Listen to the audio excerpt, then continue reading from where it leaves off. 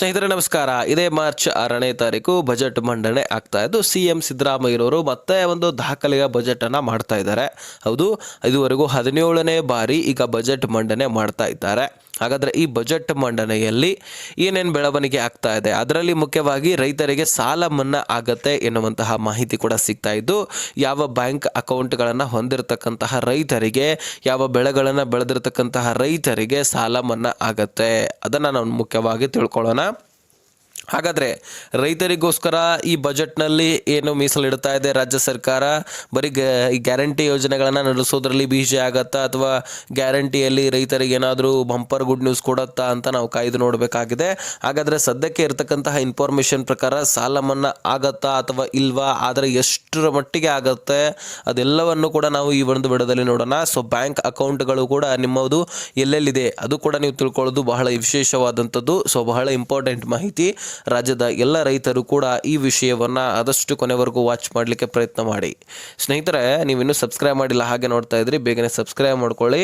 ಸ್ನೇಹಿತರೆ, ಈ March 6ನೇ ತಾರೀಕೇನು budget ಮಂಡನೆ ಆಗ್ತಾ ಇದೆ ಅಲ್ಲ, ಇದರ ಕುರಿತಾಗಿ ಸಾಕಷ್ಟು ಸಭೆಗಳು ನಡೀತವೆ.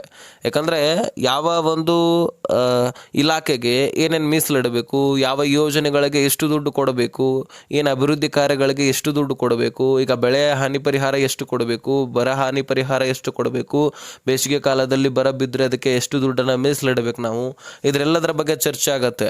ಅದರಲ್ಲಿ ಮುಖ್ಯವಾಗಿ ಈ ಬಾರಿ ಅಂತರೂ ಸಾಲ ಮನ್ನಾ ಆಗೋದ್ರ ಬಗ್ಗೆನೂ ಕೂಡ ಚರ್ಚೆ ಆಗಲಿದೆ ಎನ್ನುವಂತಹ ಮಾಹಿತಿ ದೊರಕಿದ್ದು, ರಾಜ್ಯದಲ್ಲಿ ವಿವಿಧ ಪರ ಸಂಘಟನೆಗಳ ಸಭೆಯನ್ನು ನಡೆಸಲಾಗಿತ್ತು. ಅದರಲ್ಲಿ ರೈತರಿಗೆ ಏನು ನೆರವು ಕೊಡಬೇಕು, ಏನು ಸಹಾಯ ನೀಡಬೇಕು, ಏನು ಬೇಡಿಕೆಗಳಿದ್ದಾವೆ ಅದಕ್ಕೆ ಸಂಬಂಧಪಟ್ಟಂತೆ ಸಭೆಯನ್ನು ಕರೆಯಲಾಗಿದೆ. ಮತ್ತು ರೈತರಿಗೆ ಸಂಬಂಧಪಟ್ಟಂತಹ ಸಮಸ್ಯೆಗಳಿಗೂ ಕೂಡ ವಿರಾಮ ಕೊಡಬೇಕಾಗಿದೆ.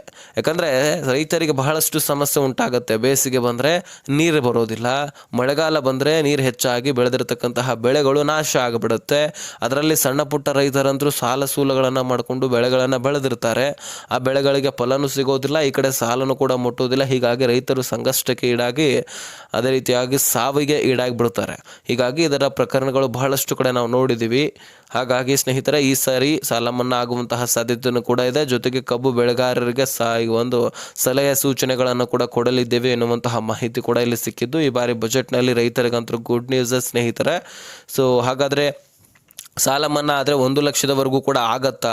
ಖಂಡಿತವಾಗ್ಲೂ 1 ಲಕ್ಷದ ತನಕ ಆಗೋದು ಡೌಟು. ಆದರೆ 30,000ನೋ ಅಥವಾ 50,000 ತನಕ ಸಾಲ ಮನ್ನಾ ಆಗುವಂತಹ ಸಾಧ್ಯತೆ ಇದೆ.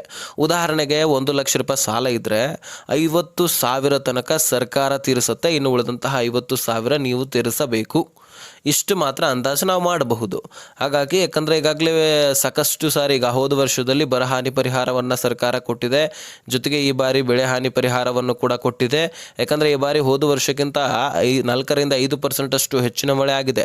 ಹೀಗಾಗಿ ಜಂಟಿ ಸರ್ವೆ ನಡೆಸಲಾಗಿತ್ತು. ಜಂಟಿ ಸರ್ವೆಯಲ್ಲಿ 30,000 ಹೆಕ್ಟರ್ಕ್ಕಿಂತ ಹೆಚ್ಚಿನ ಭೂಮಿಗಳು ಬೆಳೆ ಹಾನಿಯಾಗಿದ್ದವು. ಆ ಬೆಳೆಗಳಿಗೆ ಪರಿಹಾರ ಧನವನ್ನು ಕೊಡಲಿಕ್ಕೆ ಸರ್ಕಾರ ಮುಂದಾಗಿ ಬೆಳೆ ಹಾನಿ ಪರಿಹಾರವನ್ನು ಒದಗಿಸಿಕೊಟ್ಟಿತ್ತು.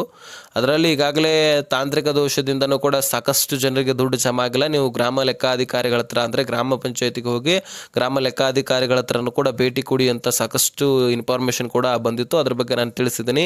NDRF ಕುಸ್ಕಿ ಜಮೀನಿಗೂ ಕೂಡ ಇಲ್ಲಿ ಆಧಾರ್ ಕಾರ್ಡ್, ಈಗ NPCI ಮ್ಯಾಪಿಂಗ್ ಮಾಡಿದರೆ ಮಾತ್ರ NDRF ಕುಸ್ಕಿ ಜಮೀನುಗಳಿಗೆ 25,000 ತನಕ ನಾವು ದುಡ್ಡು ಕೊಡ್ತೀವಿ ಅಂತ ರಾಜ್ಯ ಸರ್ಕಾರ ಹೇಳಿದೆ. ಸೊ ಯಾರ್ಯಾರು ಪಹಣಿಗೆ ಆಧಾರ್ ಕಾರ್ಡ್ ಲಿಂಕ್ ಮಾಡಿಸ್ಕೊಂಡಿಲ್ಲ ಅವರು ಕೂಡ ಗ್ರಾಮ ಪಂಚಾಯತಿಯಲ್ಲಿಯೇ ಪಹಣಿಗೆ ಆಧಾರ್ ಕಾರ್ಡ್ ಲಿಂಕ್ ಮಾಡಿಸ್ಕೊಳ್ಬಹುದು. ಯಾಕಂದರೆ ಸಾಲ ಮನ್ನಾ ಆಗಬೇಕು, ಬೆಳೆ ಹಾನಿ ಪರಿಹಾರ ಸಿಗಬೇಕು, ಬರ ಪರಿಹಾರ ಸಿಗಬೇಕು, PM ಕಿಸಾನ್ ಕೇಂದ್ರದಿಂದ ಸಿಗಬೇಕು, ಕೇಂದ್ರದಿಂದ ಫಸಲ್ ಬಿಮಾ ಯೋಜನೆ ಸಿಗಬೇಕು, ಕೇಂದ್ರದಿಂದ ಬೆಳೆ ಹಾನಿ ಪರಿಹಾರ, ಅದೇ ರೀತಿಯಾಗಿ ಬರ ಪರಿಹಾರ, ಇವೆಲ್ಲವೂ ಕೂಡ ನಿಮಗೆ ಸಿಗಬೇಕಂದ್ರೆ ಈ ಪಹಣಿಗೆ ಆಧಾರ್ ಕಾರ್ಡ್ ಲಿಂಕ್ ಕೂಡ ಆಗಿರಲೇಬೇಕು. ಆ ಪಹಣಿಗೆ ಆಧಾರ್ ಕಾರ್ಡ್ ಲಿಂಕ್ ಮಾಡಿಸ್ಲಿಕ್ಕೆ ಗ್ರಾಮ ಪಂಚಾಯತಿಗಳಿಗೆ ಹೋಗಿ ಲಿಂಕ್ ಮಾಡಿಸ್ಕೊಳ್ಬಹುದು. ಒಂದು ಆಧಾರ್ ಕಾರ್ಡು, ಒಂದು ಪಹಣಿ, ಅದೇ ರೀತಿಯಾಗಿ 2 ಪಾಸ್ಪೋರ್ಟ್ ಸೈಜ್ ಫೋಟೋ, ಒಂದು ಮೊಬೈಲ್ ಸಂಖ್ಯೆ ತೆಗೆದುಕೊಂಡು ಹೋಗಿ ಲಿಂಕ್ ಮಾಡಿಸ್ಕೊಳ್ಳಿ ಮೊದಲತನ. ಸೊ ಹಾಗಾಗಿ ಈಗಾಗಲೇ ರಾಜ್ಯ ಸರ್ಕಾರದಿಂದನೂ ಕೂಡ ಬೆಳೆ ಹಾನಿ ಪರಿಹಾರ ಜಮಾ ಆಗ್ತಾ ಇದ್ದು, ಆಲ್ರೆಡಿ ಈಗಾಗಲೇ NDRF ಆಗಿರಲಿ, ಹೆಚ್ಚುವರಿ ನೀರಾವರಿ ಭೂಮಿಗಳಿಗೆ 30,000, 31,000 ತನಕ ಕೂಡ ದುಡ್ಡು ಜಮಾ ಆಗ್ತಾ ಇದೆ. ಸೊ ನೀವು ಕೂಡ ಅರ್ಹತೆಯನ್ನು ಹೊಂದಿದ್ರೆ, ಜಂಟಿ ಸರ್ವೆಯಲ್ಲಿ ನಿಮ್ಮ ಸರ್ವೆನೂ ಕೂಡ ಆಗಿದ್ರೆ, ನಿಮ್ಮ ಡಾಕ್ಯುಮೆಂಟ್ಸ್ ಕ್ಲಿಯರ್ ಇದ್ದರೆ ನಿಮ್ಮ ಖಾತೆಗಳಿಗೂ ಕೂಡ ದುಡ್ಡು ಜಮಾ ಆಗುತ್ತೆ. ವರಿ ಮಾಡ್ಕೊಳ್ಳುವಂತಹ ಅವಶ್ಯಕತೆ ಇಲ್ಲ. ಈ ಸಾರಿ ಸಾಲ ಮನ್ನಾ ಆಗಲಿಕ್ಕೆ ಏನಾದರೂ ಘೋಷಣೆ ಮಾಡಿದ್ರೆ ನಾನು ಮತ್ತೊಂದು ವಿಡಿಯೋದಲ್ಲಿ ತಿಳಿಸ್ತೀನಿ. ಸಾಲ ಮನ್ನಾದ ಬಗ್ಗೆ ಒಂದಿಷ್ಟು ಮಾಹಿತಿ ಮಾತ್ರ ಸಿಕ್ಕಿತ್ತು, ಆದರೆ ಸರ್ಕಾರ ಇನ್ನೂ ಕೂಡ ಅದರ ಬಗ್ಗೆ ಕ್ಲಾರಿಟಿಯನ್ನು ಈ ಬಜೆಟ್ನಲ್ಲಿ ಆದಮೇಲೆ ಮಾತ್ರ ಕೊಡ್ಲಿಕ್ಕೆ ಸಾಧ್ಯ. ಹಾಗಾಗಿ ಅಲ್ಲಿವರೆಗೂ ನಾವು ವೇಟ್ ಮಾಡಬೇಕು. ಇದ್ರ ಬಗ್ಗೆ ಬಹಳಷ್ಟು ಜನ ಕೇಳ್ತಾ ಇದ್ರಿ. ಸದ್ಯಕ್ಕೆ ನಾವು ವೇಟ್ ಮಾಡೋದೇ ಬೆಟ್ರು. ಆದಷ್ಟು ಆದರೂ ಆಗಬಹುದು, ಆಗಲಿಲ್ಲ ಅಂದರೆ ಸಾಲ ಮನ್ನಾ ಆಗಲಿಲ್ಲ ಅಂದರೆ ಬೆಳೆ ಹಾನಿ ಪರಿಹಾರ ಅಂತೂ ಖಂಡಿತವಾಗ್ಲೂ ಕೊಡ್ತಾ ಇದ್ದರೂ ಕೂಡ ವರಿ ಮಾಡ್ಕೊಳ್ಬೇಡಿ. ಈ ಇನ್ಫಾರ್ಮೇಷನ್ ನೋಡಿದ್ದಕ್ಕೆ ಧನ್ಯವಾದ. ಈ ವಿಷಯವನ್ನು ಆದಷ್ಟು ಎಲ್ಲ ರೈತರಿಗೆ ಶೇರ್ ಮಾಡಿ.